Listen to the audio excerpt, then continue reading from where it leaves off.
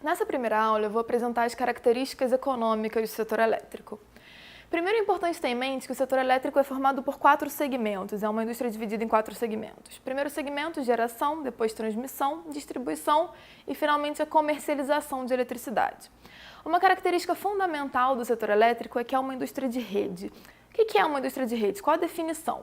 É um conjunto de indústrias que dependem da implantação de redes para o transporte e distribuição do produto ou serviço. Uma característica dessas indústrias é que os segmentos, dependem uns dos outros.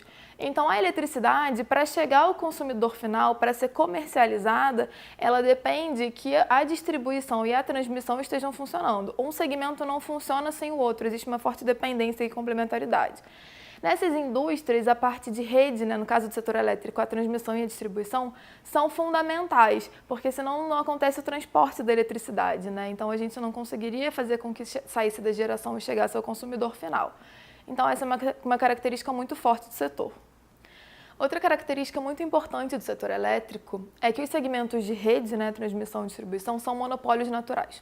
O que são monopólios naturais? São segmentos, são indústrias em que a produção é menos custosa, o custo é menor quando é realizada por apenas uma empresa. Então, geralmente, a gente tem a ideia de que monopólio, uma empresa monopolista é uma coisa ruim e prejudicial ao mercado, mas nos monopólios naturais não. Existem características desses segmentos, desses setores, que fazem com que seja mais eficiente que o serviço seja prestado por só uma empresa. Duas características importantes.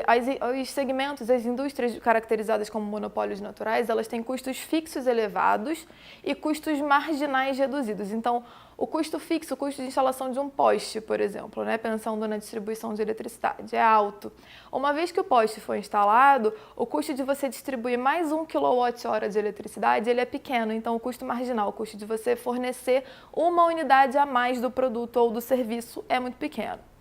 E a eletricidade é importante também que ela apresenta características de bem público. O que são bem públicos, É uma atividade prestada pelo Estado com vistas à satisfação de necessidades essenciais e secundárias da coletividade. Isso é uma definição. Ou seja, os bens públicos eles são essenciais a toda a população, de modo geral é isso. Por outro lado, além de ser um bem essencial, a eletricidade não tem substitutos próximos, porque o que substitui a energia elétrica? Não existe, Existe hoje em dia um debate, uma discussão, porque antes a gente dependia da eletricidade fornecida pelas distribuidoras, então a gente dependia dessa eletricidade que vinha da rede. Atualmente, com a questão da geração distribuída, dos recursos energéticos distribuídos, a gente tem uma forma de estar gerando eletricidade, de substituir, de certa forma, o serviço prestado pela distribuidora, a eletricidade fornecida pela distribuidora. Mas, de modo geral, é um bem sem substitutos próximos. A eletricidade você não substitui por outro produto. Finalmente, essa combinação de monopólios naturais e serviços essenciais leva à necessidade de regulação, porque, por um lado, é mais eficiente que uma empresa só opere, atue nesses setores, mas é um bem essencial, é um bem que toda a população precisa, é um bem fundamental, básico. Então, existe a necessidade do Estado atuar regulando o fornecimento, regulando certos parâmetros para garantir que o fornecimento se dê de forma adequada. Eu vou apresentar agora um breve histórico do setor elétrico. Até a década de 90, a nível Brasil e a nível internacional também, o setor elétrico era formado por indústrias e empresas públicas verticalmente integradas. Então, eram empresas públicas monopolistas que atuavam ao longo de todos os 4 segmentos: geração, transmissão, distribuição e comercialização. Então, era uma empresa que atuava gerando, transmitindo, distribuindo e comercializando eletricidade. Na década de 90, a gente tem todo um processo mundial, e que também aconteceu aqui no Brasil, de discussão do papel do Estado, da atuação do Estado, e a gente teve reformas liberalizantes no setor elétrico. O que essas reformas fizeram essencialmente? Elas promoveram a divisão dos monopólios horizontalmente. Então, se antes tinha uma empresa gerando eletricidade, atuando na geração, você dividiu, abriu para a entrada de outras empresas. Então, teve uma divisão, uma separação horizontal. Então, ao longo de um mesmo segmento, houve a entrada de outras empresas. Essas reformas permitiram isso, a entrada de outras empresas no mesmo segmento. E também houve a separação vertical dos monopólios naturais, ou seja, se antes uma empresa atuava nos 4 segmentos, teve essa separação. Então agora você não pode ter a mesma empresa gerando, transmitindo, distribuindo, comercializando eletricidade. Então houve separação horizontal e separação vertical dos monopólios naturais.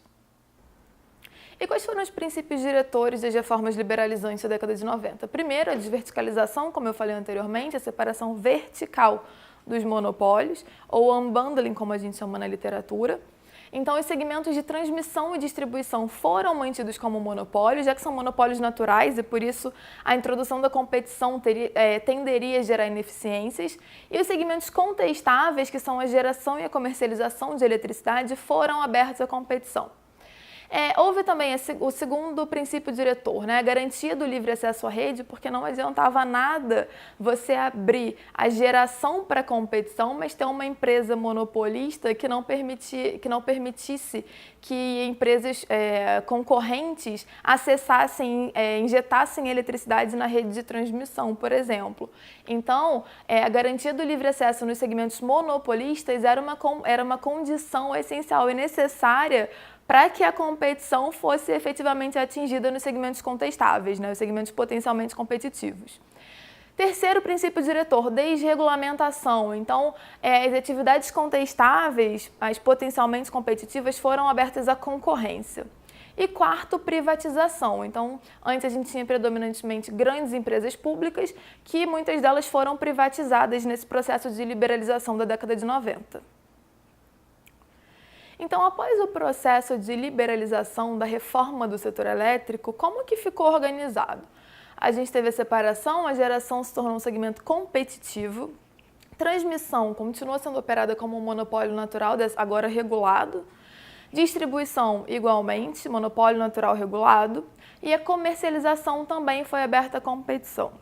A geração e a comercialização a gente chama de segmentos potencialmente competitivos porque antes eles eram operados como monopólio, mas eles não têm as características de monopólios naturais que marcam os segmentos de transmissão e distribuição. Então, abrir esses setores, né, esses segmentos para competição, introduzir a competição nesses segmentos tenderia a trazer mais eficiência. Enquanto você manter a transmissão e distribuição como monopólios naturais, também tenderia a ser a solução mais eficiente. Passível de regulação, porque mesmo os monopólios naturais, se eles não forem regulados, a tendência é que a gente tenha problemas muitas vezes quanto a preço, qualidade do produto, enfim. Então, o Estado entrou com a regulação nesses dois segmentos. Então, essa é a estrutura atual que a gente tem no setor elétrico, que é uma estrutura que foi consolidada pós processo de liberalização.